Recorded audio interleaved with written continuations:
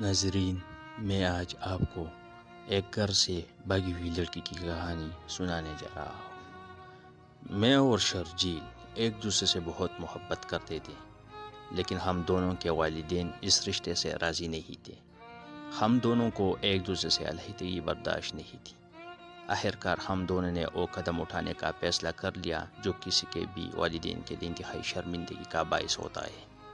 लेकिन इस वक्त हमें किसी चीज़ की परवाह नहीं थी। परवाह थी तो बस अपनी।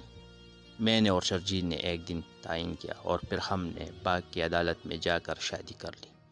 कुछ दिन हम शर्जील के दोस्त के घर रहे, फिर उन्हें नौकरी मिल गई तो हमने एक अलग घर किराए पर ले लिया।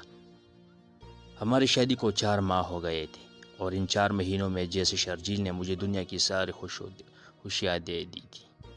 वो मेरा बहुत ख्याल रखते थे और मुझे बहुत प्यार करते थे।